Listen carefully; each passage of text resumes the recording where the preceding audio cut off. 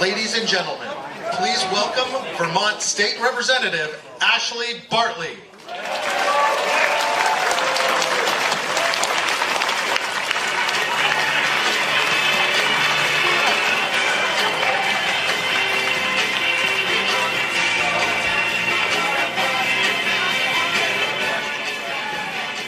Hello, Vermont. Hello. I said, hello, Vermont. Hello. Much better. Yeah. Before we start, I want to say we're going to have a great time. We're going to have the best time. There might be some protesters in here. That's okay. They have that right. But if they're going to do it, I'm going to ask you to do it outside. Let's respect everybody.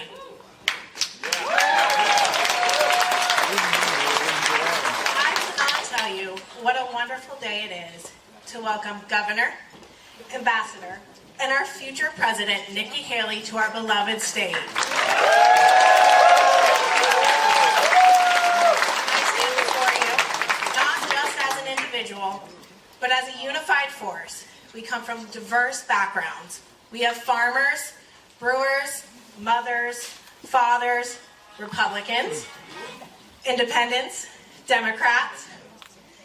We all gather here today because we demand more from the highest office in our country.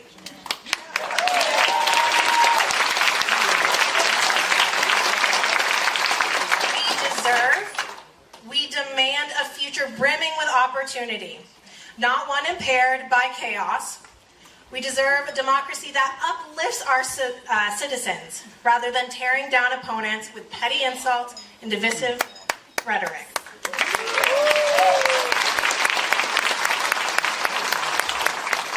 For those of you who personally know me, you may be familiar with our family motto, you have to leave it on the field. Ambassador Haley has exemplified this mindset every step of her journey, from her candidacy announcement over a year ago, to every debate, every town hall, and now here today in Vermont. Nikki Haley has left it all on the field. Like a true Vermonter, she embodies hard work, resilience, and unwavering dedication. Can we get a round of applause for that?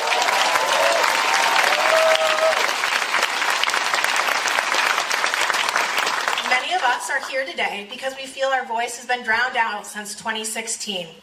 It's been 8 long years, and we're ready to reclaim our voices, and we want to make sure they are heard. Are they going to be heard? So why am I here? Because I believe that a less intrusive governance is effective governance. I believe in collaboration as a cornerstone of success. This isn't about labels, liberal, moderate, conservative, or even MAGA. This is about what's best for our nation here and now.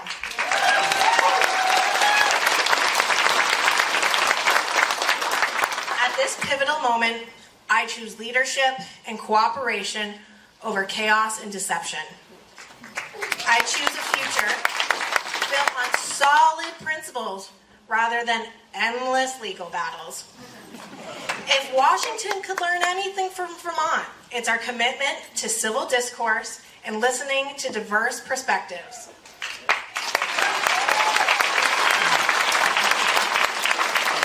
Perhaps Donald Trump could take a few notes from Vermonters and engage in meaningful debate.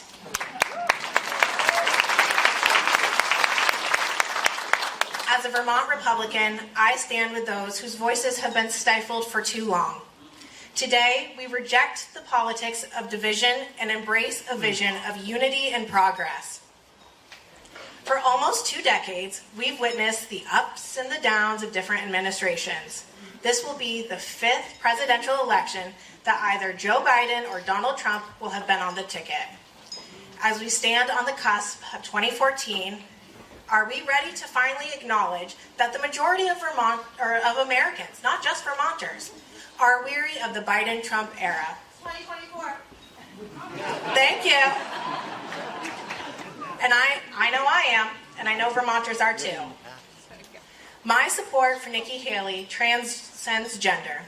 As a mother, I understand the importance of securing a promising future for our children. Consider the world we want to pass on. What legacy do we want to leave them with?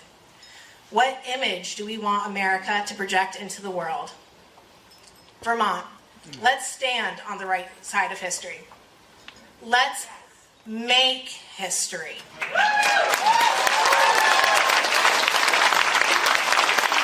So, there's less than 24 hours left.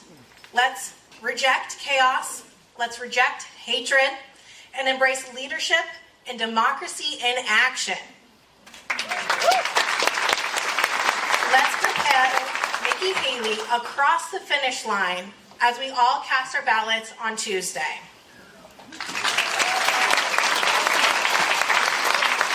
Now, it is with great pleasure and great honor that I introduce the most popular governor in our nation, Phil Scott.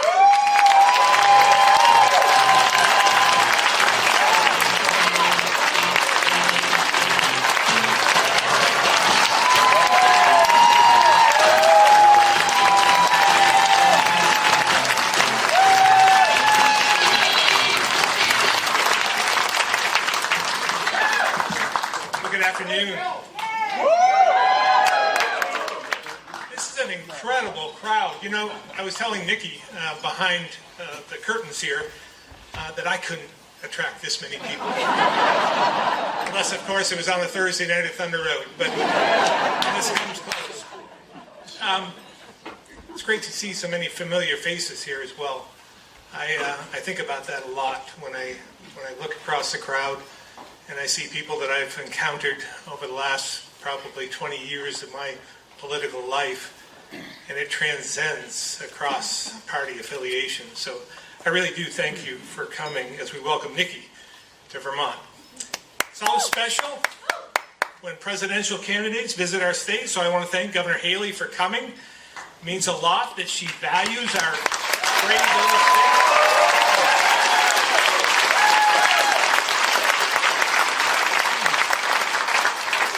You know, this election is about more than just picking our leader.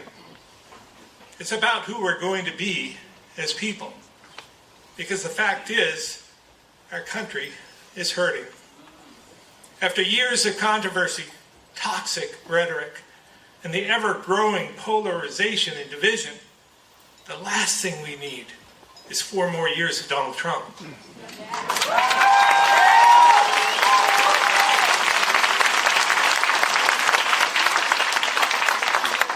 Americans deserve leaders with character and integrity who respect the rule of law, the rights of all people, and most importantly, the Constitution.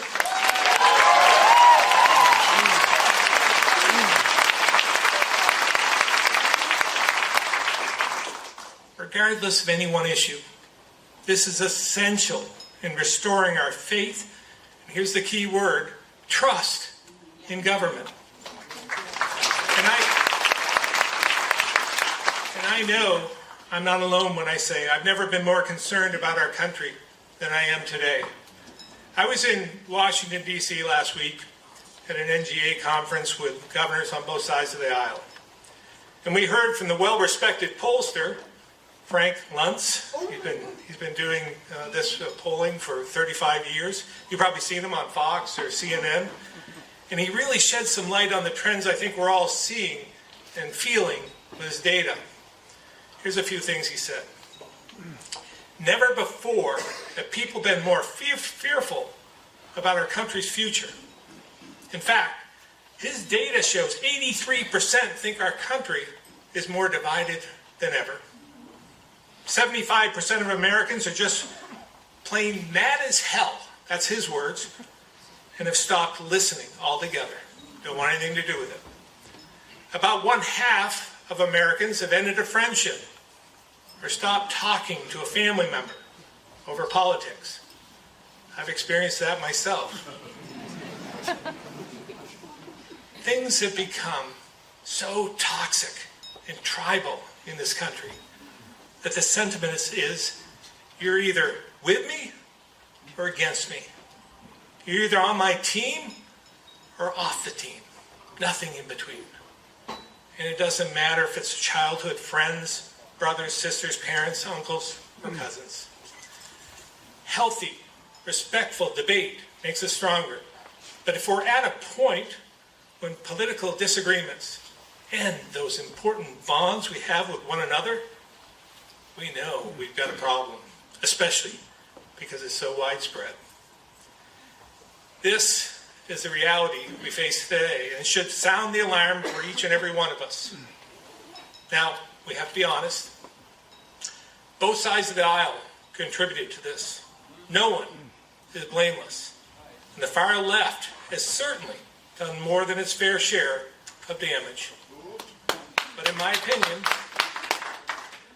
there's no one less equipped, no one more incapable of healing the huge divide we have in this country than Donald Trump.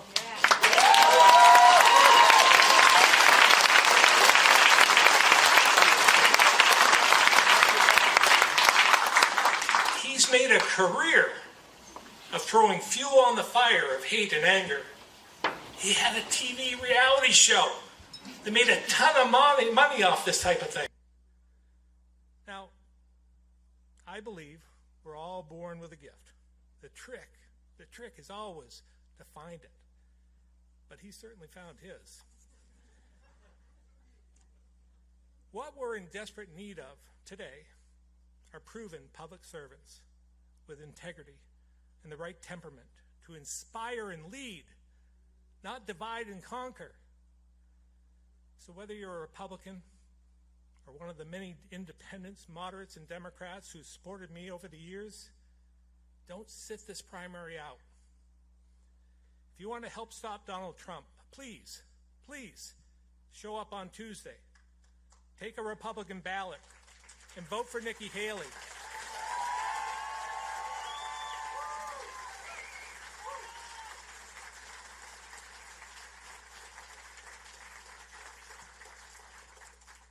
There's way too much at stake to just watch from the sidelines. Governor Haley has a proven track record of strong fiscal discipline, looking out for taxpayers and the small businesses that fuel our economy, and she delivered results. She was also an accountant for her family business, so she knows how to balance a budget, balance a checkbook, and set clear priorities. She believes in Ronald Reagan's vision of America as a shining city on a hill. She also believes we need to continue to hold the mantle as the leader of the free world and defend the values we hold so dear, both here at home and abroad. Let me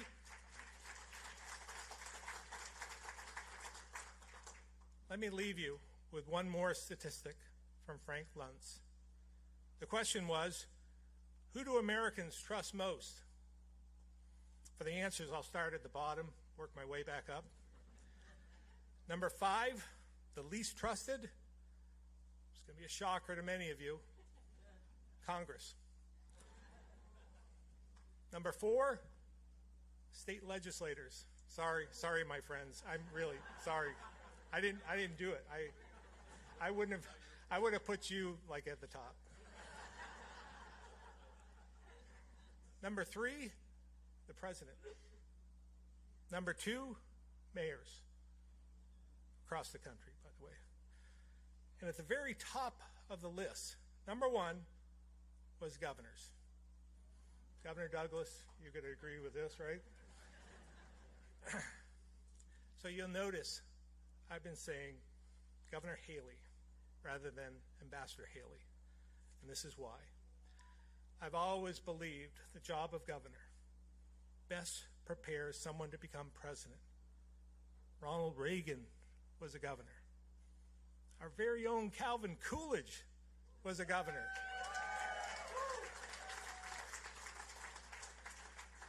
Albeit of a different state.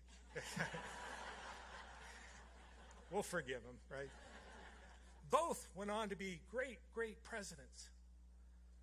Now, I don't know about you, but when I think about Washington, all I see is dysfunction, a lot of ego, and an incredible, incredible lack of civility and respect. But I know in my heart, we can do better. And governors know how to get things done. So with that, it's my pleasure to introduce Governor Nikki Haley.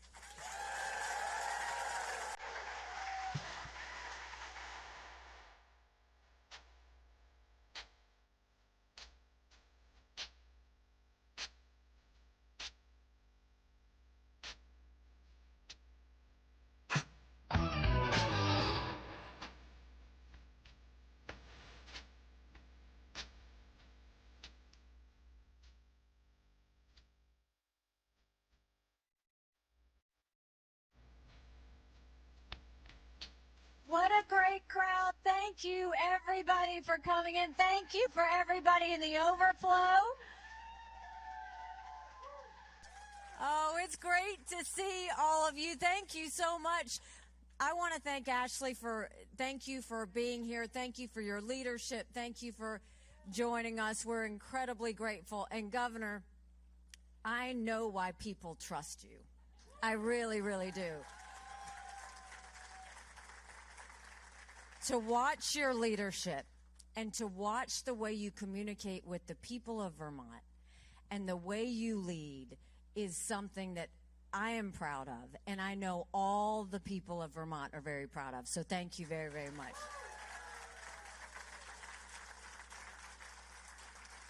So we're thrilled to be here in Vermont. You know, it's been a little over a year since I announced I was running for president.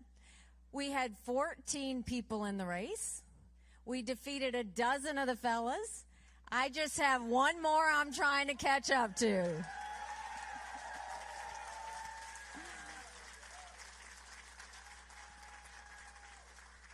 And you know, you look at the state of our country, and this is tough. You don't have to turn on the news to see it. We feel it. We feel it at the grocery store. We feel it with our utility payments. We feel the fact that our dollars are not stretching as far. We are $34 trillion in debt. We're having to borrow money just to make our interest payments. China owns some of that debt. For the first time, we're paying more in interest payments than we are in our defense budget. You know who's paying attention to that? Russia, China, and Iran.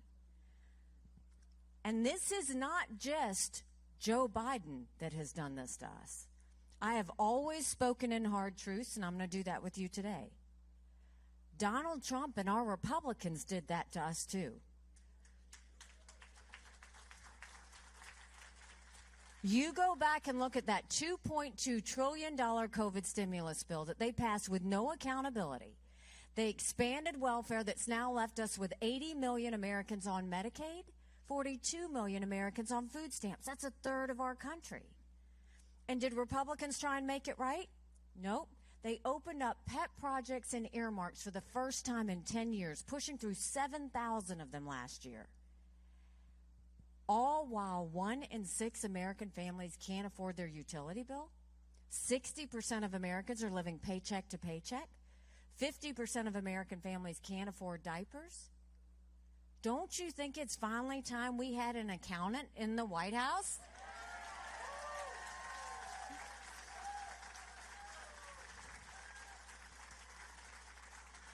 So how would this accountant go about fixing the economy? The first thing we do is we claw back that $100 billion of unspent COVID dollars that are still sitting out there.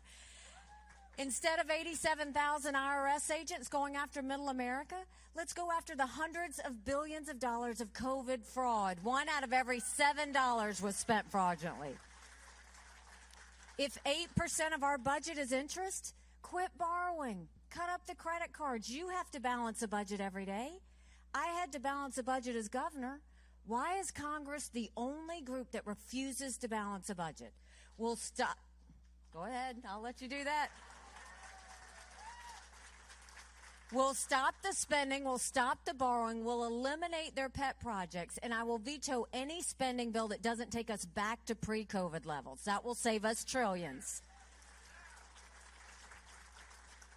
Then we will take as many federal programs as we can and send them down to the state level. That will dramatically reduce the size of the federal government, but it will empower people on the ground. Think education, think healthcare, think welfare, think mental health. If we cut the strings and send it down to the states where your governor and legislature could decide how to spend it, it's better handled by them and you than it is by some Washington bureaucrats.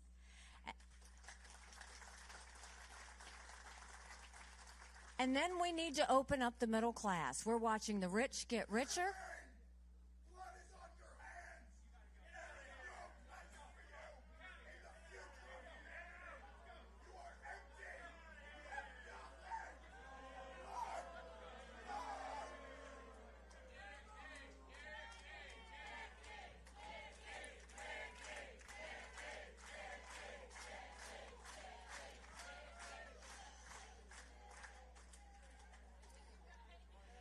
You know, I will say this. Don't get upset at people like that, because my husband and his...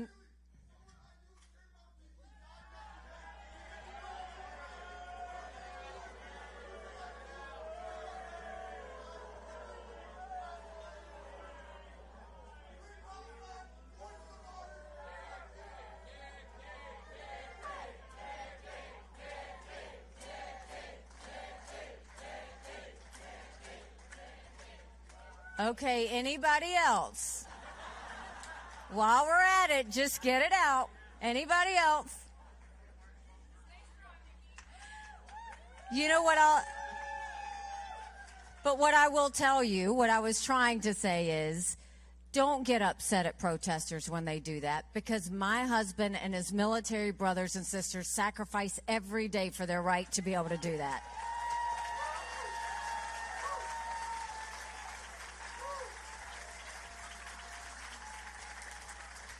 We are blessed to live in America. So we said we wanted to cut taxes for the middle class. We want to eliminate the federal gas and diesel tax in this country. And we want small business tax cuts to be permanent. Small businesses are the heartbeat of our economy. We need to start acting like it.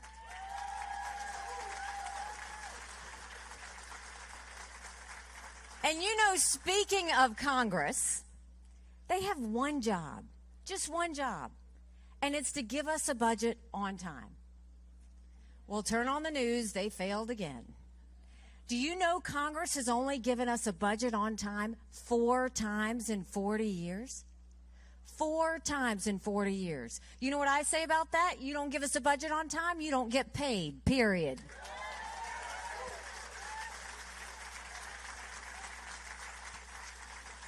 Don't you think it's finally time we had term limits in Washington, D.C.?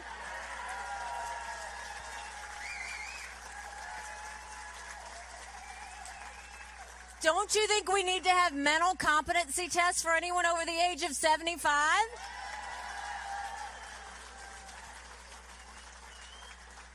And I want to say this. I'm not being disrespectful when I say that. We all know people over 75 that can run circles around us. And then we know Joe Biden. Congress has become the most privileged nursing home in the country.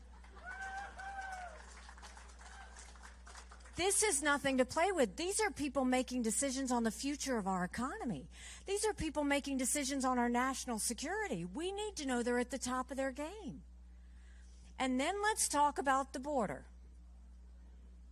I can't believe this is the United States of America.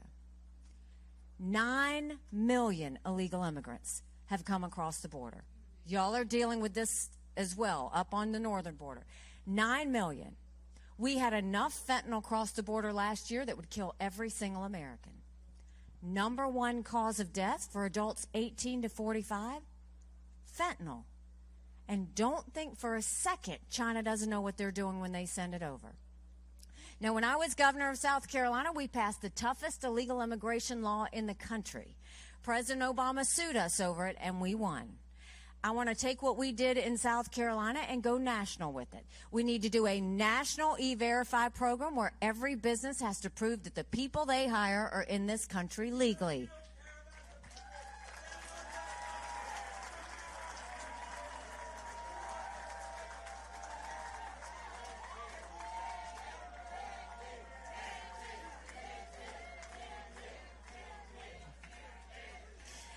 God bless America.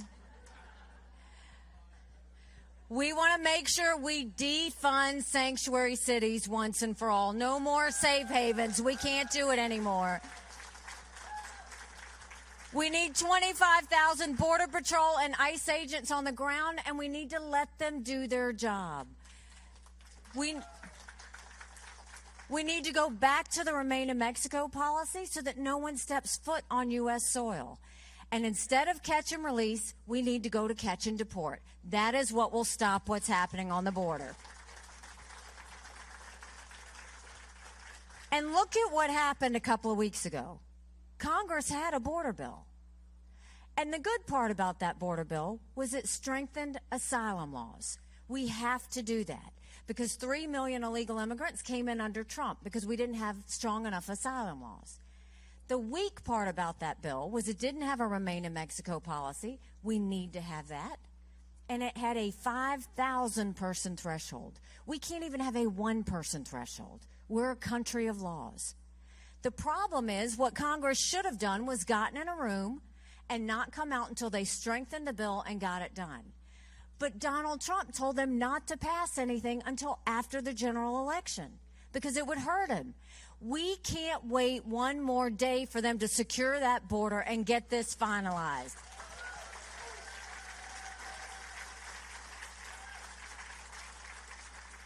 Congress needs to get in a room and figure it out and do that for the American people, and Trump needs to stay out of it, period.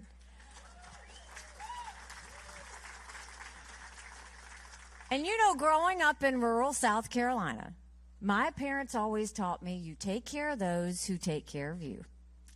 I'm going to ask you if we're taking care of those who take care of us.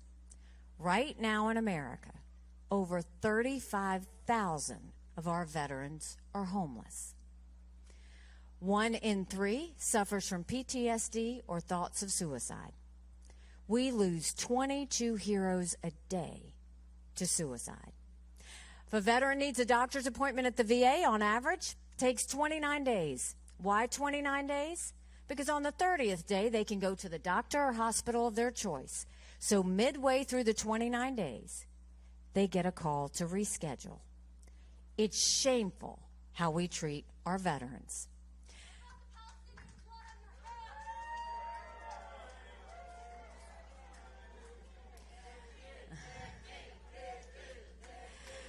Now, I'm the proud wife of a combat veteran who served in Afghanistan.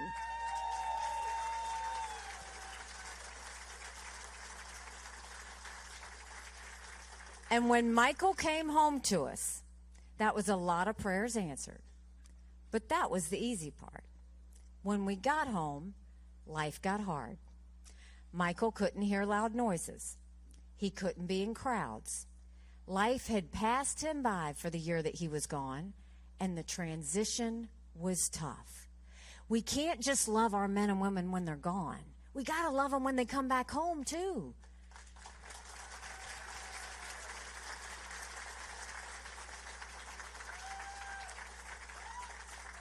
We need to do more than just the 2-week transition. We need to take care of them for the long haul. And the way we do that is let's have telehealth so they can get the mental health care they need right when they need it.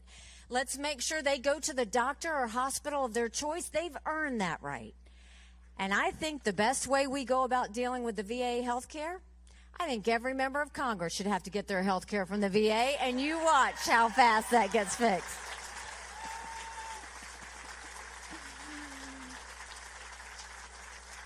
It'll be the best health care we've ever seen, guaranteed. And now let's talk about national security. The world is on fire, literally. We've got a war in Europe. We've got a war in the Middle East. We've got North Korea testing intercontinental ballistic missiles capable of hitting the U.S. We've got China doing cyber attacks on our infrastructure. And now we have Russia blinding satellites, so we can't see what they're doing. But make no mistake, none of this would have happened had we not had that debacle in Afghanistan. The idea that Michael and his military brothers and sisters who served there had to watch us leave Bagram Air Force Base in the middle of the night without telling our allies who stood shoulder to shoulder with us for decades because we asked them to be there. Think about what that said to our friends. More importantly, think about what that said to our enemies. Now more than ever, we have got to have a leader with moral clarity.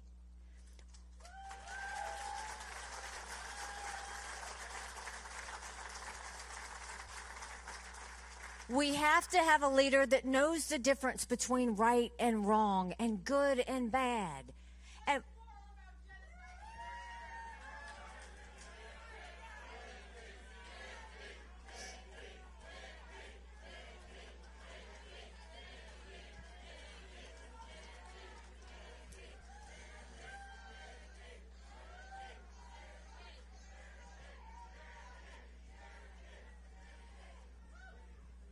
this is a time where we need to have leaders whose number one focus is to prevent war.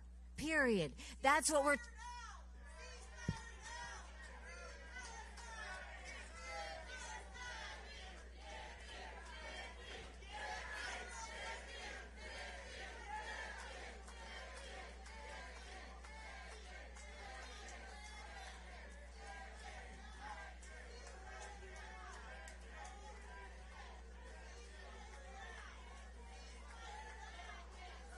She's almost gone.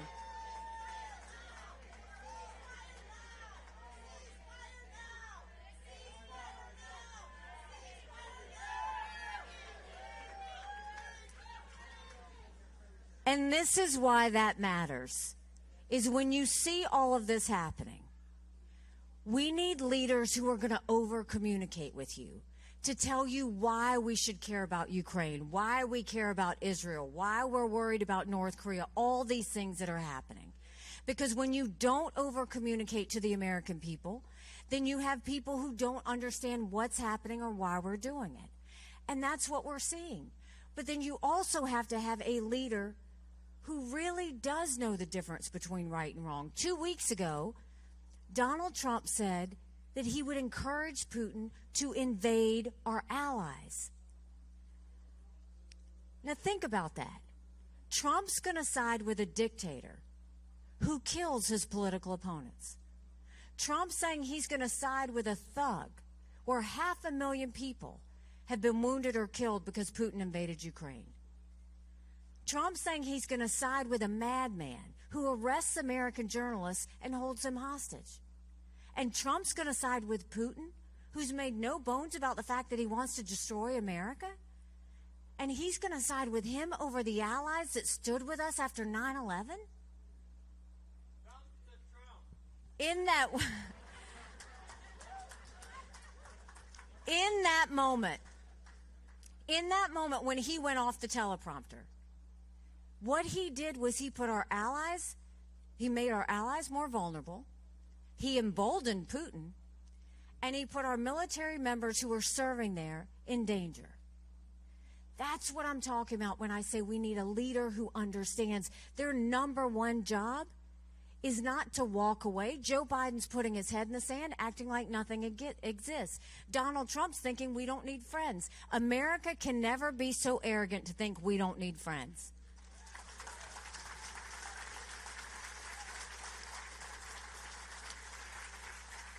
We should grow our alliances. Our enemies are fearful of our alliances. You grow them, you make them stronger, and that's what keeps them at bay. But look, we know what we need to do with our national security. We know what we need to do with our domestic policy. Now let's talk about what you need to do on Tuesday. This is a choice between whether we want more of the same or whether we want to go in a new direction. More of the same is not just Joe Biden. More of the same is Donald Trump. a couple of months ago, if you go back just a couple of months, they said that I was going to lose New Hampshire by 35 points. We ended up getting 43% of the vote in New Hampshire.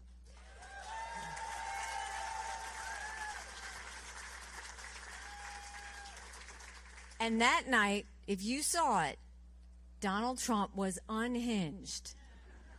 He pitched a fit on stage and went on and on about revenge and my dress. The next day, he goes and says anyone who supports her is barred permanently from MAGA.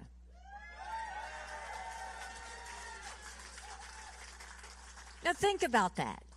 If you're running for president, your job is to bring people into the fold, not push people out of your club. Then the next day, he goes and he tries to push the RNC to name him the presumptive nominee. Now, we don't anoint kings in America. We have elections, and people have the right to vote.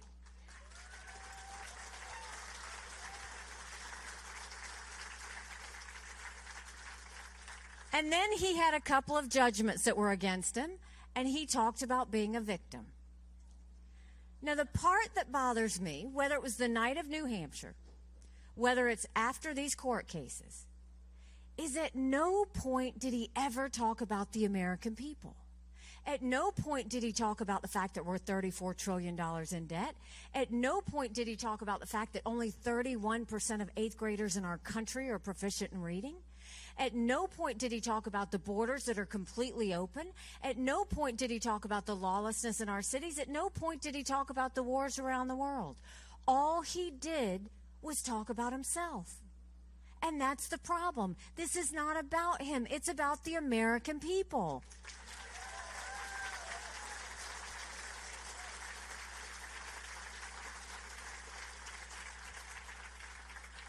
And this is also about the direction of where we want to go in the Republican Party, but in the country. No one is talking about fiscal discipline. I believe that we need smaller government. I believe we need economic freedom. I believe that we need more money in people's pockets and not in the government dime. I believe that we need to make sure that we are doing everything we can to pay down that debt.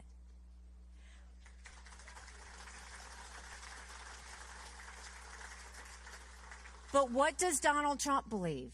Don't listen to him. Look at what he did. He put us $8 trillion in debt in just 4 years.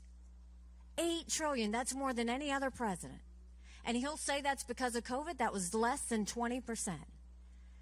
I want to shrink government. He grew government. I want to clean the politics out of our agencies. He let it go and fester. We can't keep going in that direction. We're going off a fiscal cliff. And then you go and you look at the national security side. I think we need to have peace through strength. We've always done that. He wants to go and be an isolationist and not focus on anything. You do that, that pushes us further in more. But then even look at what's happened with the RNC party operation itself. Now he's putting his daughter-in-law as head. He's having his campaign manager run it.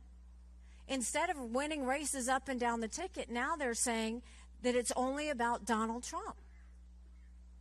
Well, he put $60 million of his own campaign contributions towards his personal court cases.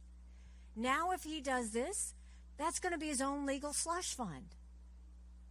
So this isn't about the Republican Party, because the Republican Party I knew and that I believe in is one of smaller government and limited control and freedom. His is one that is more about control, and he's making the party all about him.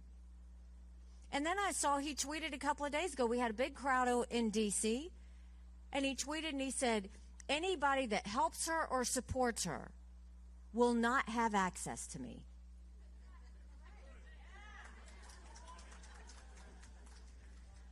You can't threaten people, and you can't push them away. And that goes to the heart of the fact of why he can't win. He has not gotten 40% in any of the early states. In Michigan, He campaigned for 8 years. I campaigned for 2 days and got 30% of the vote.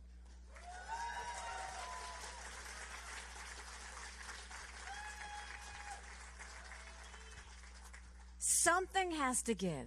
We can't keep living in this chaos. We can't be a country in disarray and a world on fire and go through 4 more years of chaos. We won't survive it. And look at the general election polls. In every one of those polls, it's going to be a nail-biter between Donald Trump and Joe Biden again. I'm in every one of those polls, and I defeat Joe Biden by 18 points.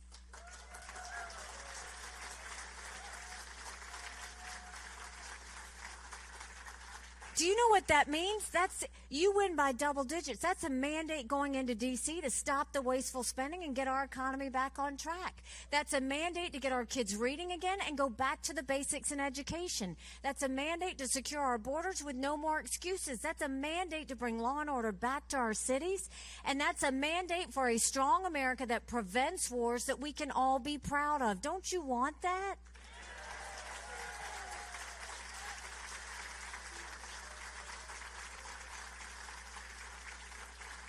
Because we could have that. But in order to have that, it's going to take a lot of courage. Courage from everyone here. Courage for me to run. And courage for every one of you to know. Don't complain about what happens in a general election if you don't vote in this primary. It matters.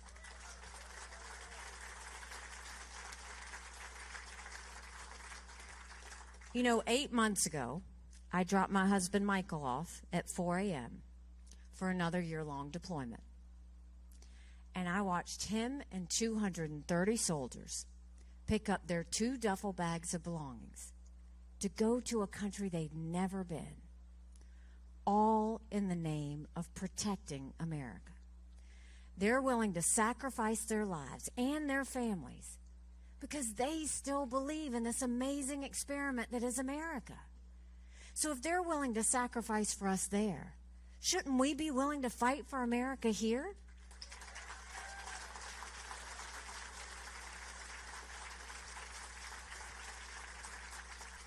Because we have a country to save. You know, the media has been all over themselves trying to figure out why I'm not getting out of this race. Why does she keep fighting? What's she doing? Well, first of all, when 70% of Americans say they don't want Donald Trump or Joe Biden, yes, I'm going to keep on fighting.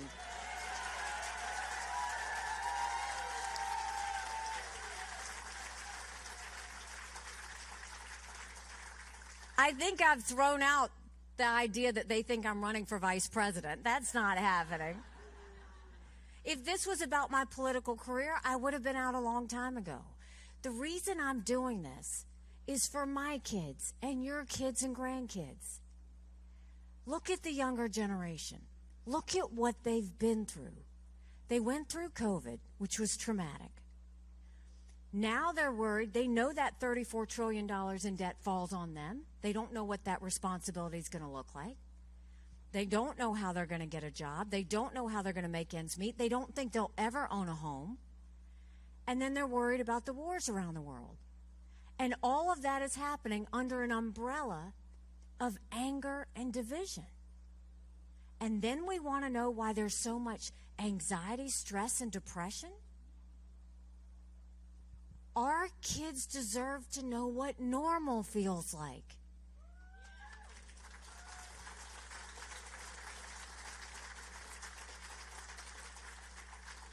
Under Joe Biden, it is not normal to have millions of illegal immigrants coming across the border and nobody stopping them. It's not normal to have these wars around the world. But under Donald Trump, it's not normal to go and mock members of the military. It's not normal to go and pay campaign contributions for personal court cases. It's not normal to side with a tyrant over our allies. It's not normal that Joe Biden calls his opponents fascists and that Donald Trump calls his opponents vermin. None of that is normal. None of it is.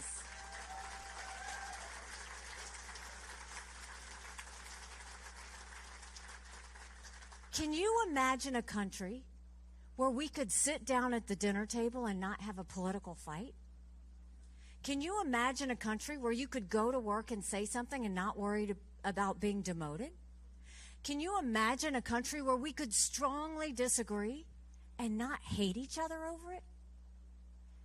We are better than this. That's where we're trying to go. This is about making sure we become the America that we know and love, the one that's built on values, the one that's about faith, family, and freedom. That's who we are at the end of the day. That's what we want to be. That's what our kids deserve to know. But in order to do that, we really have to get back to what's real. You know, they asked me why I was doing this when I first announced, and I said, my parents came here 50 years ago to an America that was strong and proud and full of opportunities. I want them to know that country again. I'm doing this for...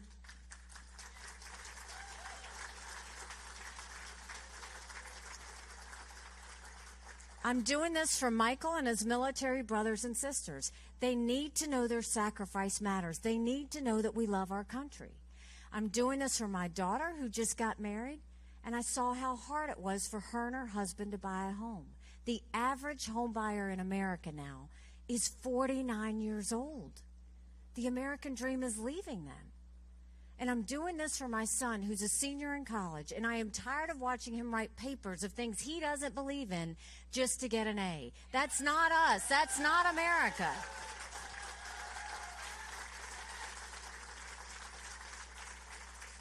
And for the first time, 81% of Americans don't think their kids are going to have as good of a life as we did.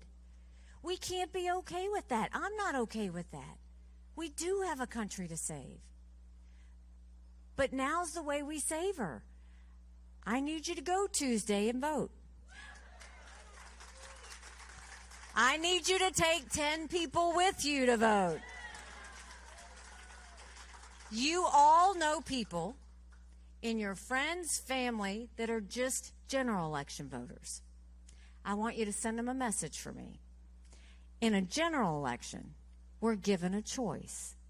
In a primary, we make our choice.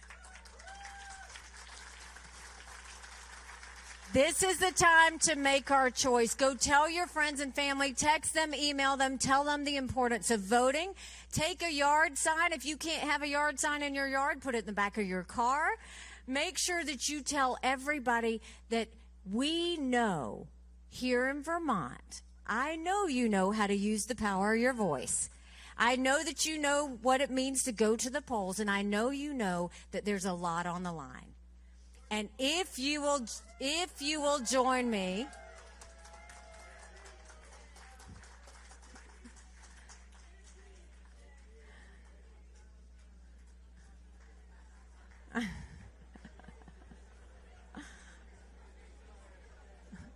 he wasn't even energetic about it.